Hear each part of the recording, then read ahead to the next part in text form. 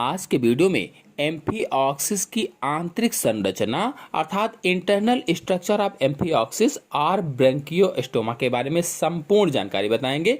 तो पूरी जानकारी के लिए मेरा पूरा वीडियो लास्ट तक देखिए और यदि अभी तक हमारे चैनल को सब्सक्राइब ना किया हो तो सब्सक्राइब जरूर कर लीजिए। चलिए सबसे पहले इसका जनन तंत्र देख लेते हैं, रिप्रोडक्टिव सिस्टम देख लेते हैं। तो एम्फिऑक्सिस एक लिंगी जंतु है, यानी एम्फिऑक्सिस यूनिसेक्सुअल एनिमल है। अर्थात कहने का मतलब ये हुआ कि इसमें नर व मादा अलग अलग पाए जाते हैं। भाई एक लिंगी ऐसे जंतु जिसमें नर और मादा जनन अंग अलग अलग जीवधारियों में पाए जाते हैं उसे ही यूनिसेक्सुअल या एक लिंगी जंतु कहा जाता है। लेकिन इनमें लैंगिक द्विरूपता नहीं पाई जाती है। अक्सर देखा गया है आमतौर पर जो एक लिंगी जंतु होते हैं उसमें लैंगिक द्विरूपता पाई जाती है, सेक्सुअल डायमॉर्फिज्म पाई जाती है। यानी ऐसे जीवधारी जिनमें नर अलग है मादा अलग है उनको आप देखकर पहचान सकते हो कि ये नर है कि मादा है। लेकिन जो एम्फिऑक्सिस है या ब्रैंकियोस्टोमा है इसमें लैंगिक द्विरूपता नहीं पाई जाती है। एक लिंगी प्राणी तो है लेकिन सेक्सुअल डायमॉर्फिज्म नहीं पाई जाती। आप देखकर पहचान नहीं सकते हो कि ये नर है कि मादा है।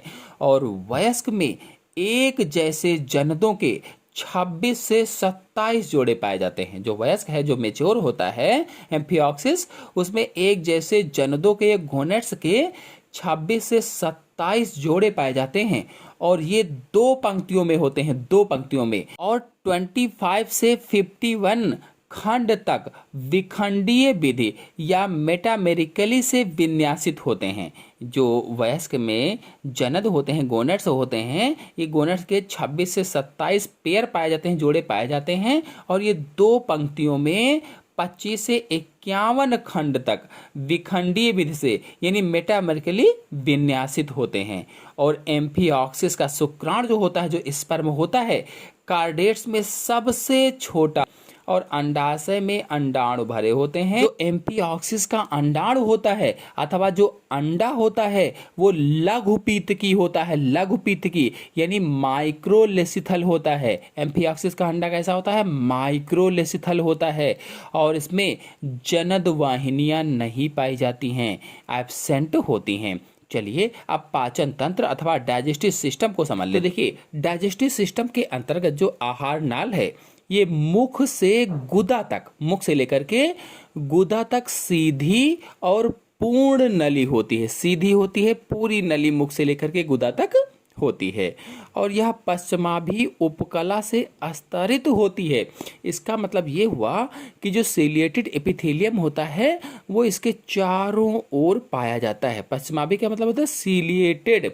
और जो इसकी धड़ है, धड़ के आगे वाले छोर पर जो एंटेरोवेंट्रल मुख है वो स्थित होता है। धड़ के आगे वाले छोर पर अग्राधारीय या एंटेरियो वेंट्रल मुख स्थित होता है और जो मुख छद है यानी जो ओरल हुड है इसके द्वारा सीमांकित होता है, ओरल हुड के द्वारा। और ओरल हुड धड़ के अग्र छोर जो है, अग्र छोर के पृष्ठ हाथ पार्श्व प्रेक्षों से बनता है और ओरल हुड के अधर पार्श्व किनारे 10 से 11 जोड़ी जो होते हैं ये ओरल या बक्कल सिराई का घेरा होता है, ओरल या बक्कल सिराई का घेरा। और आपको बता दें कि ये जो बक्कल सिराई होते हैं, बक्कल सिराई पर संवेदी अंकुरक होते हैं और बक्कल सिराई खाद्य धारा के साथ आने वाले बड़े भोजन के कणों को रोकने के लिए एक चलनी बनाते हैं। जो धारा जाती है, जो पानी जाता है उसमें जो खाना होता है तो ये क्या करते हैं कि भोजन के जो बड़े कण होते हैं उनको रोक लेते हैं। और कैसे रोकते हैं? उसके लिए एक चलनी का निर्माण करते हैं, एक सीव बनाते हैं। और बक्कल सिराई का जो उपकला है या एपिथेलियम स्तर है ये आधार क्षेत्र में, बेस एरिया में या आधार क्षेत्र में 6 से 8 अंगुली जैसे या अंगुली समान वलन बनाता है या फोल्ड बनाता है। और जितने भी वलन होते हैं ये सभी वलन सामूहिक रूप से एक चक्रांग या कह लीजिए व्हील ऑर्गन का निर्माण करते हैं या इसे ही मूलर का अंग कहा जाता है। मूलर्स ऑर्गन कहलाते हैं। जो सामूहिक रूप से एक चक्रांग बनाते हैं उसे क्या कहते हैं? मूलर का ऑर्गन्स कहते हैं। और व्हील ऑर्गन में खाद्य जीवों को बटोरने के लिए भंवर बन जाते हैं। जो व्हील ऑर्गन है इसमें मुख में खाद्य जीवों को बटोरने के लिए भंवर का निर्माण हो जाता है। और मध्य पृष्ठीय खांच सबसे बड़ी होती है, जो मुख की छत पर यानी मुख गुहा जो होती है उसकी छत पर एक छोटे गर्त में समाप्त होती है, छोटे गर्त में। और ये अगर क्रमशः देखा जाए तो क्रमशः हेड से खांच, हेड से ग्रूव और हेड से गर्त यानी हेड से पिट्स कहलाते हैं। और दोनों पश्चिमाभी ग्रंथिल होते हैं और म्यूकस स्रावित करते हैं, यानी ग्रंथिल हैं और म्यूकस भी स्रावित करते हैं।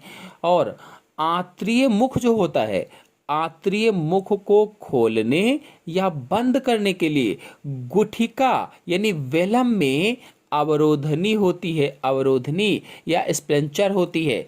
और गुठिका के पश्च किनारे जो होते हैं यानी पीछे वाले जो किनारे होते हैं वे 10 से 12 संवेदी गुठिका स्पर्शक निकलते हैं। उनसे क्या होता है कि 10 से 12 वेलर टेंटिकल्स निकले होते हैं।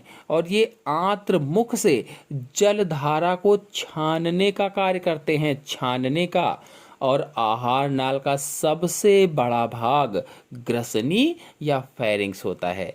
और आपको बता दें इसमें ग्रसनीय भित्ति, क्लोम छिद्र यानी फेरिंगियल वाल और अधोग्रसनी खांच यानी इंडोस्टाइल और अधिग्रसनीय खांच यानी इपीफेरिंगियल ग्रूव और परिग्रसनीय पट्टियां यानी पेरीफेरिंगियल बैंड्स आदि प्रमुख भाग होते हैं, प्रमुख भाग।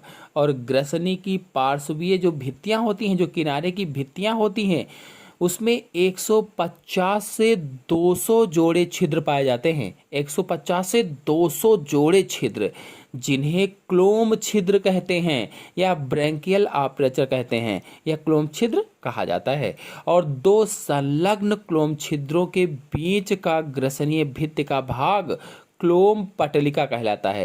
यानी 2 जो क्लोम छिद्र आपस में जुड़े होते हैं उसके बीच का भाग जो होता है उसे क्लोम पटलिका कहते हैं या ब्रैंकियल लैमिला कहा जाता है, अथवा उसे ही क्लोम दंड कहा जाता है। अंग्रेजी में कहें तो गिल बार कहा जाता है, गिल बार।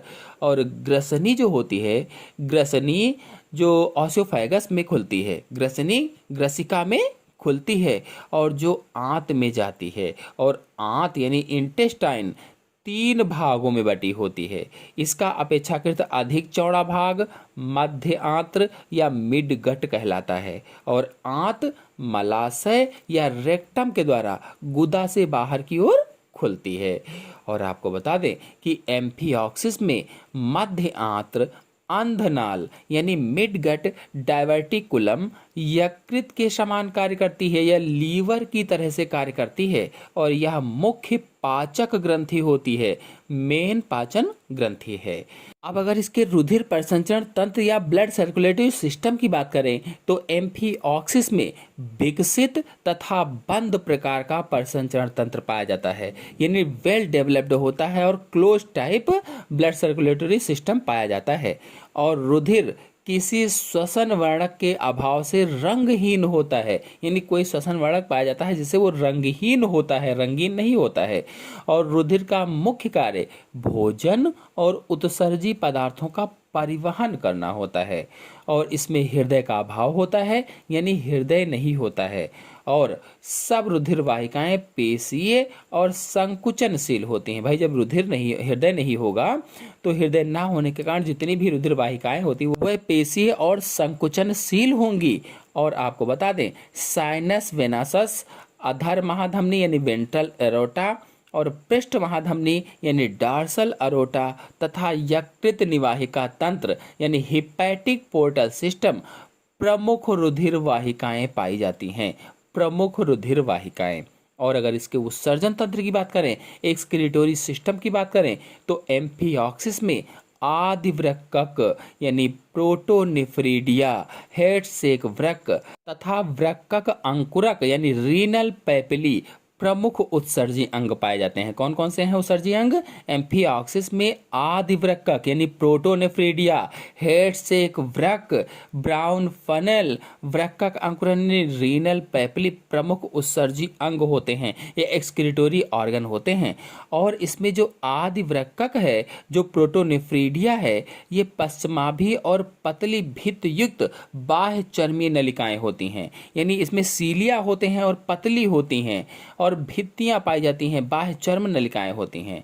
और वृक्क के पृष्ठ और अग्रतल से अनेक छोटी शाखाएं निकलती हैं। प्रत्येक शाखा से सोलिनोसाइट्स नामक ज्वाला कोशिकाओं के गुच्छे निकलते हैं या फ्लेम सेल्स के गुच्छे निकलते हैं। और अगर इसके तंत्रिका तंत्र की बात करें, नर्वस सिस्टम की बात करें, तो तंत्रिका तंत्र अत्यधिक सरल होता है। और यह तंत्रिका रज्जु यानी नर्व कार्ड, तंत्रिकाओं यानी नर्व्स तथा स्वायत्त तंत्रिका तंत्र यानी ऑटोनॉमिक नर्वस सिस्टम से बना होता है। और एम्फिऑक्सिस में नोटोकार्ड के ठीक ऊपर मध्य पृष्ठ पर तंत्रिका रज्जु पाई जाती है या नर्व कार्ड पाई जाती है।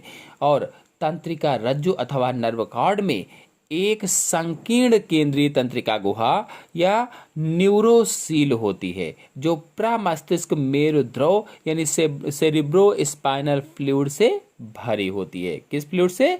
सेरिब्रो स्पाइनल फ्लूइड से। अगर इसके संवेदी अंग की बात करें, सेंसरी ऑर्गन या रिसेप्टर्स की बात करें, तो एम्फिऑक्सिस में नेत्रक, सिरस्थ वर्णक बिंदु, कीपाकार अंग, कोलिकर गर्त, हैशटैग खांच तथा संवेदी कोशिकाएं, अंकुरक आदि प्रमुख संवेदी अंग पाए जाते हैं।